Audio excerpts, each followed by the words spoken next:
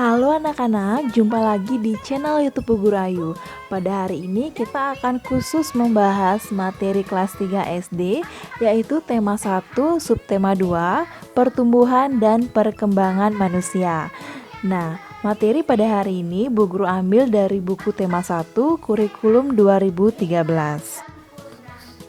Nah anak-anak, sebelum kita ke materi, Bu Guru mau bertanya dulu nih, mengapa tinggi badan dan berat badan kita bertambah atau bahkan bisa berubah-ubah? Lalu, apakah kalian ingat saat masih bayi, apakah kalian sudah bisa berjalan atau bahkan sudah bisa membaca? Nah, tentu saja belum ya. Anak-anak, perubahan tinggi badan dan berat badan manusia maupun perubahan kemampuan berbicara, kemampuan berjalan, dan kemampuan membaca itu semua dipengaruhi oleh faktor pertumbuhan dan perkembangan pada manusia. Lalu, apa itu pertumbuhan dan apa itu perkembangan? Mari kita sama-sama simak materinya ya. Yang pertama yaitu pertumbuhan. Pertumbuhan adalah bertambahnya ukuran berat dan tinggi badan. Nah, pertumbuhan pada manusia terjadi saat dalam kandungan sampai ia dewasa. Dan pertumbuhan manusia akan berhenti saat ia dewasa ya anak-anak. Nah, selanjutnya di sana ada contoh pertumbuhan. Ya, contoh pertumbuhan yaitu bertambahnya berat badan dan bertambahnya tinggi badan.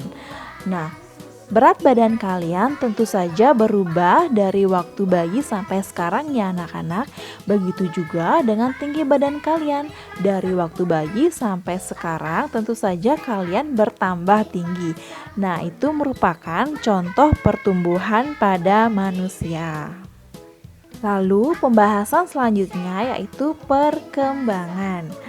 Perkembangan adalah perubahan kecakapan, kematangan emosi, fisik, dan pikiran menuju kedewasaan.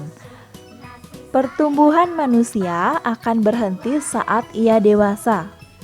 Namun, perkembangan emosi dan pikiran manusia akan terus berkembang ya anak-anak. Nah, berikut ini adalah contoh perkembangan. Kalian bisa lihat di bawah ada gambar anak kecil saat masih bayi, belum bisa berjalan ya, masih digendong oleh ibunya, kemudian bisa merangkak, lalu bisa berjalan tetapi perlahan-lahan dipegang oleh ibunya. Nah, pada saat kita masih bayi, kita hanya bisa digendong oleh orang tua. Tetapi seiring perkembangan fisik, kita sudah mampu merangkak, berjalan, berlari, dan lain-lain. Nah, contoh perkembangan selanjutnya yaitu kalian bisa lihat di situ ada gambar anak kecil yang sedang memegang dot ya. Bahkan anak kecil itu terlihat kesusahan memegang dot itu sendiri. Ya, kemudian di sebelah kanannya ada gambar anak kecil yang sedang makan sendiri ya. Saat masih bayi, kita tidak mampu memegang dot susu sendiri.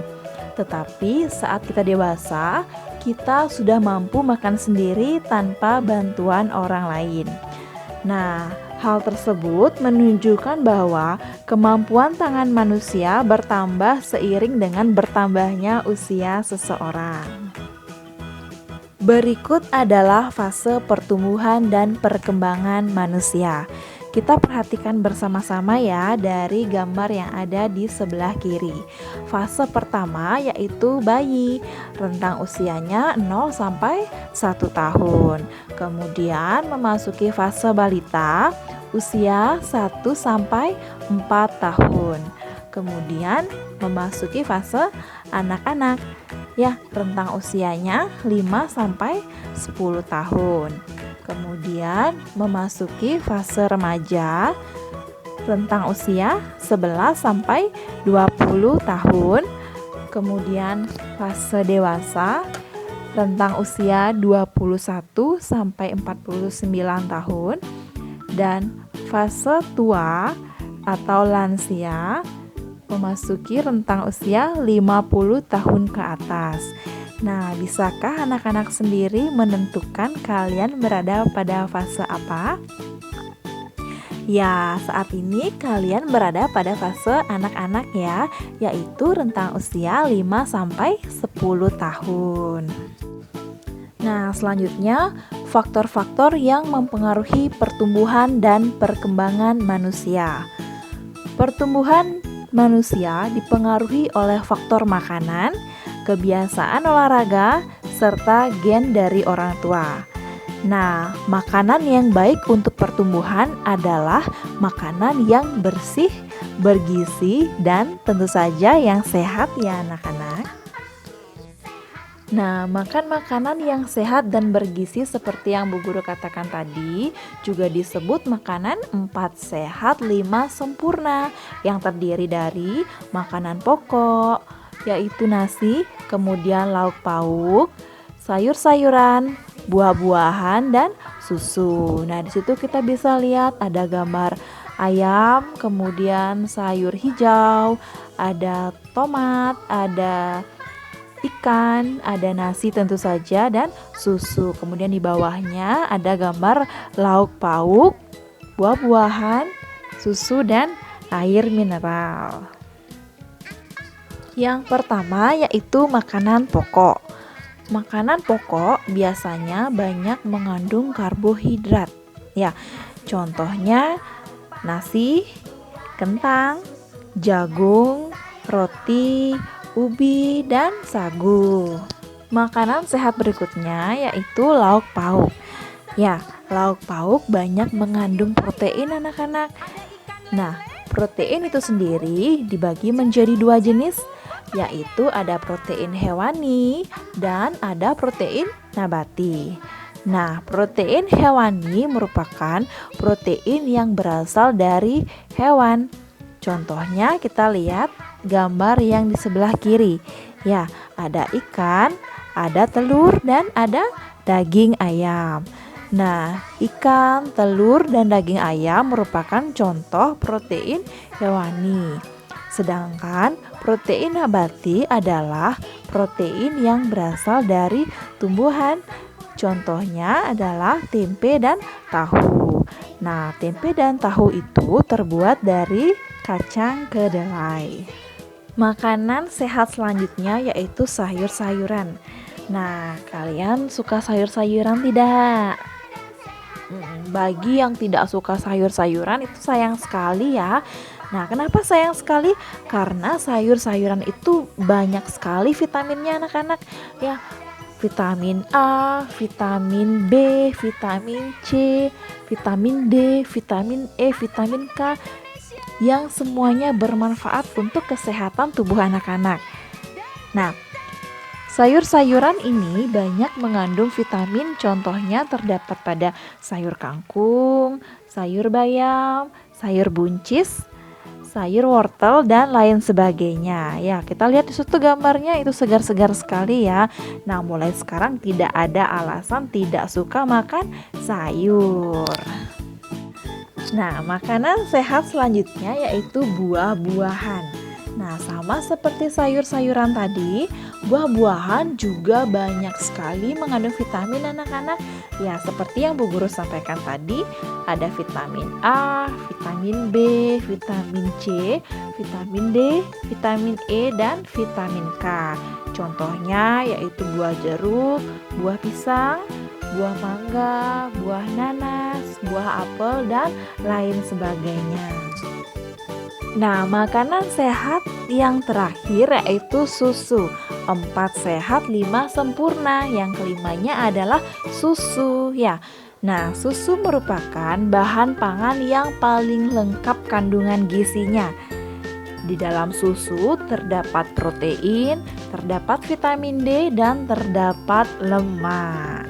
Ya, jadi kalian karena masih fase pertumbuhan, kalian harus rajin dan rutin untuk minum susu supaya kalian pertumbuhan dan perkembangannya bagus. Nah, tadi Bu Guru sudah sampaikan di dalam susu terdapat protein, vitamin, dan juga lemak. Nah, selain pada susu, lemak juga kalian bisa dapatkan pada makanan ikan, daging, keju, telur, alpukat, dan yogurt. Akan tetapi, jika makanan berlemak kalian konsumsi terlalu berlebihan, itu bisa menyebabkan obesitas atau kegemukan ya anak-anak.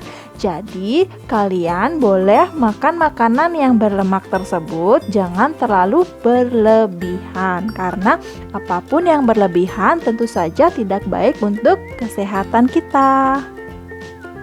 Nah, selesai sudah pembahasan materi kita pada hari ini, yaitu mengenai pertumbuhan dan perkembangan pada manusia. Adapun kesimpulannya yaitu pertumbuhan dan perkembangan setiap manusia tentu saja berbeda-beda ya anak-anak. Nah, itu semua tergantung dari makanan, kebiasaan, olahraga, dan keturunan.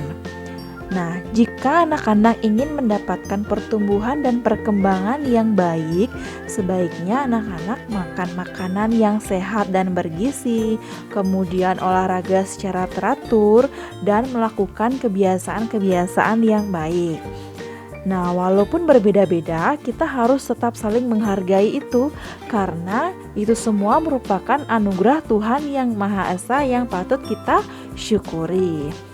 Nah, bersyukur merupakan salah satu pengamalan sila pertama Pancasila yang berbunyi ketuhanan yang Maha Esa dengan lambang bintang.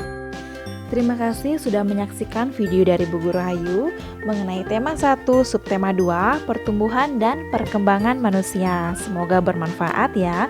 Dan jangan lupa klik like, komen di bawah, subscribe, dan tekan tombol lonceng untuk mendapatkan pemberitahuan video terbaru dari Bu Guru. Sampai jumpa.